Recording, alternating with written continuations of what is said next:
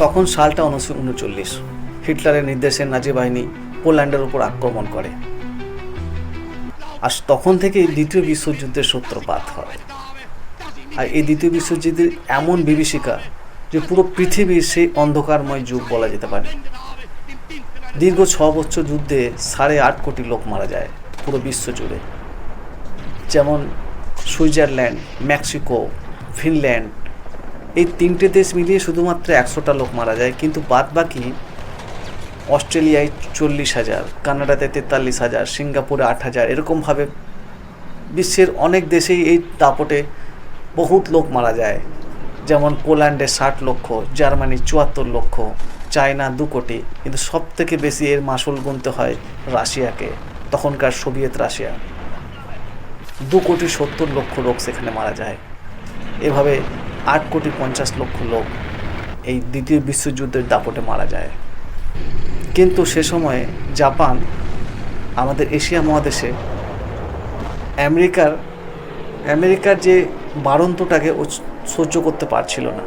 কেননা জাপানের আকাঙ্ক্ষা ছিল পুরোটাই যে পুরো ইস্ট এশিয়ার উপর নিজের রাজত্ব করা, নিজের দাপটকে ধরে রাখা। আর আমেরিকা সেই সময়ে পার্ল হারবারে নিজের সৈন্য সংখ্যা বাড়াচ্ছিল। এটা কিন্তু জাপান কোনোদিন মেনে নিতে পারছিল না। সেই কারণেই 1941 সালে 7ই ডিসেম্বর জাপান আমেরিকার পার্ল হারবার সৈন্যবেশের ওপর অ্যাটাক করে। তখন থেকে কিন্তু সেই সময়ে এই অ্যাটাক কিন্তু এতটাই ভীষণ যে চরমভাবে এর বিভীষিকা কথায় প্রকাশ করা যায় না। 1200 আমেরিকান সৈনিক মারা যায়। আর তার সম্পূর্ণরূপে পার্ল হারবারটাকে নষ্ট করে দেয় জাপানি সেনা। তখন আমেরিকার প্রেসিডেন্ট জিজ্ঞাসা করলে জাপানকে যে তুমি আমার উপরে কেন এরকম আক্রমণ করলে, জাপানের উত্তর আসে যে তুমি একটু বেড়ে যাচ্ছিলে, তোমাকে কম করার জন্যই কিন্তু আমি এই আক্রমণ করেছি। সেই কথাটা শুনে আমেরিকার প্রেসিডেন্ট চরমভাবে রেগে যায়। আর তখন থেকেই আমেরিকা একটা টিম গঠন করে জাপানকে শিক্ষা দেওয়ার জন্য পারমাণবিক বোম তৈরি করার একটা রাস্তায় অগ্রসর হয়। তারপরে পারমাণবিক বোমের পরীক্ষা শুরু হয়। ওপেনহাইমারের নেতৃত্বে পরীক্ষা সফল হয়। এই পারমাণবিক বোমের পরীক্ষা দেখে, তার শক্তি দেখে ওপেনহাইমার চরম চিন্তিত হন। তিনি বুঝতে পারেন যে আমি একটা কি জিনিস বানালাম যে মানবতার সম্পূর্ণ শেষ করে দিতে পারে এই পারমাণবিক শক্তি। কিন্তু আমেরিকার প্রেসিডেন্টের এই কথা জানানো হয়।